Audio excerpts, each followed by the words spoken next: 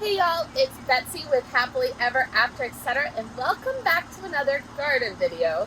Today I am over here by my new umbrella and my bistro set to plant my brand new Jane Magnolia tree, or as Southerners affectionately call them, my new Tulip Tree. I'm very excited. I really love these trees and I've wanted one for quite a while, but they can get pretty big. So this one is one of the Little Girls Magnolia series, which is kind of an odd name, but they were developed, I guess, in the 60s as a later blooming magnolia.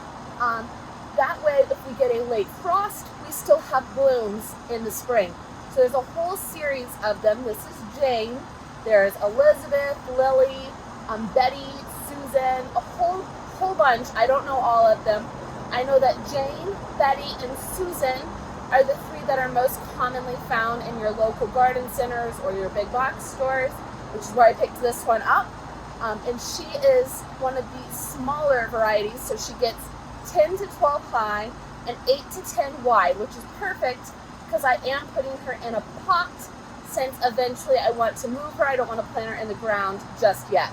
Now, even with a 10 to 12 high expectancy, down here in the south, these trees can get bigger than the tag says. So while they can be kept small and trimmed and are perfect for smaller gardens, especially I think Betty is smaller than even Jane, they can get really big if planted in the ground and left to just go crazy. So we're going to go ahead and plant this here. We're doing it a little prematurely because eventually I'm doing a whole little patio here and she will be part of that.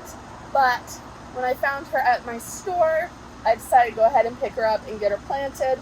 She won't bloom for us until next spring, so we have quite a long ways to go. We're going to get her planted, fertilized, in her new pot, and then next year we will finally be able to see those beautiful, iconic tulip blooms. Jane here has a very beautiful pink tulip, which is a brighter, almost purplish pink on the outside and a white on the inside. So that is one of the other differences. All the different magnolia trees in the Little Girl series is some have pinker blooms, some have purpler blooms, some have more crimson blooms. So if that is a big deal to you, make sure you're looking up which type you're getting. I just want a tulip tree. I'm very happy with this version, and the purplish pink blooms I think will be very pretty in my yard. So we're going to go ahead and get started.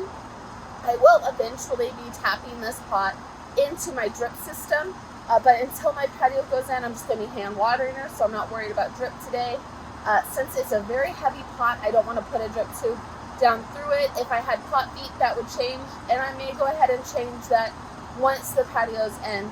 But for today, we're just going to go ahead and put in some compost, some potting soil, some fertilizer, and get this gal in her new home. Let's go.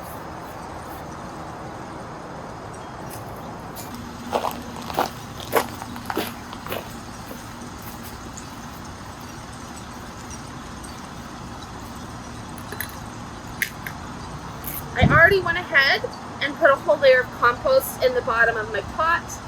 Somebody at one point told me to put about a third of the container or the pot full of compost at the bottom, because you want your roots of your plant to reach down, try to grow towards that composty goodness. Well, I've been doing it for about 2 years, and I don't know if it makes a difference, but it doesn't hurt.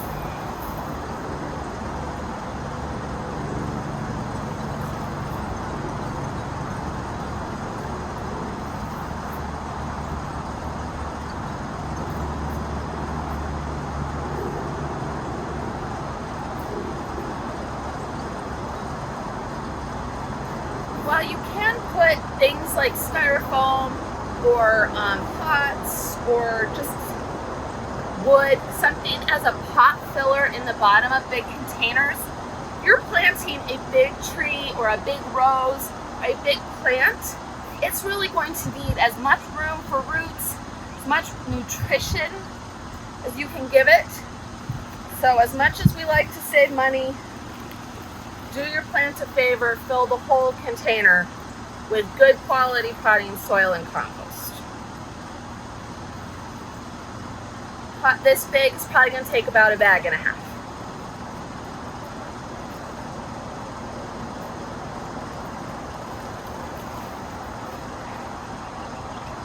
And we want the top of our root ball to be about top with our container, as we don't want it to be sunken.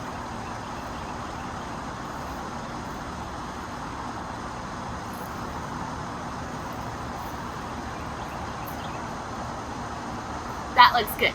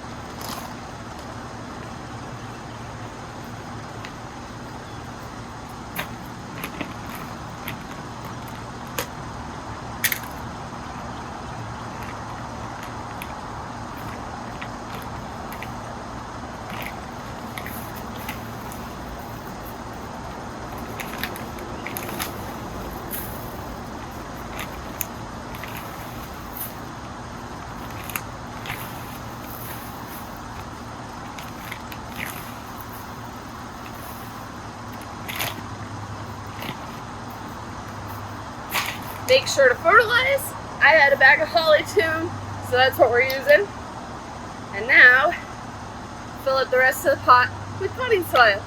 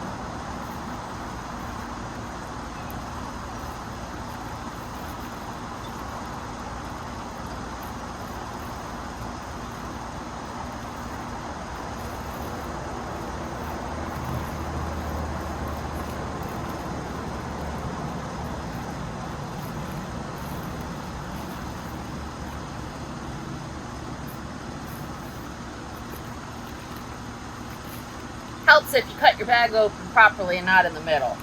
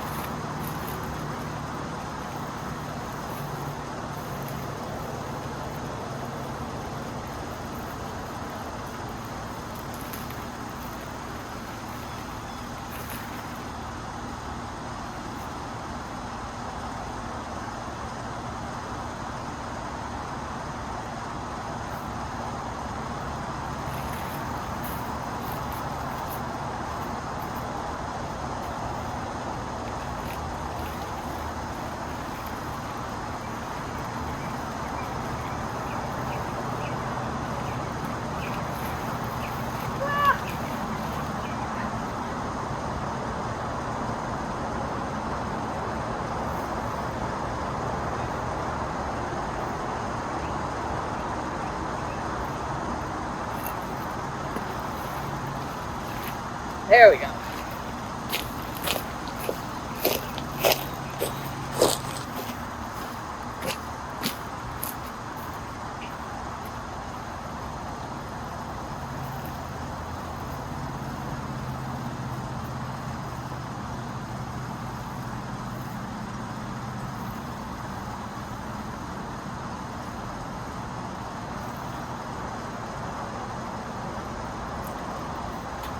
I will probably add a tree ring around this guy, one of those little self-watering bags that give your tree constant water all season long. They're great for first-year trees or even big shrubs. I love them for my hydrangeas. But for today, we're just going to water her in really good, and over the next week, I'll make sure to bring, this is 2 gallons of water, so at least half a watering can down here for her, and make sure she's thoroughly watered in and looking really good.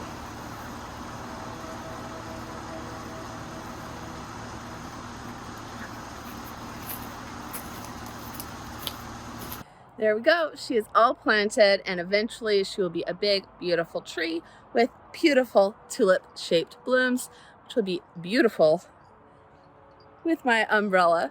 But either way, I love her. Whew, and it is hot. I am ready to get out of the sun. Hopefully she will give us some shade over the years. As you can see, she's already quite tall, even just from the nursery. So, you know, I am pretty happy with her. If you want her to be tree shaped, you can prune up those bottom branches. But what I have learned about tulip trees is that they're best if you leave them unpruned to grow in a vase-like shape. They will give you the most blooms that way. Whether that's true or not, I don't know. My mom has one, and she has never once touched, pruned, anything. So I will give you updates on how this baby does over the next year, and hopefully next spring we will have beautiful blooms to go next to our beautiful patio. Either way, I'm gonna go cool off, and I will see y'all in the next video. Bye.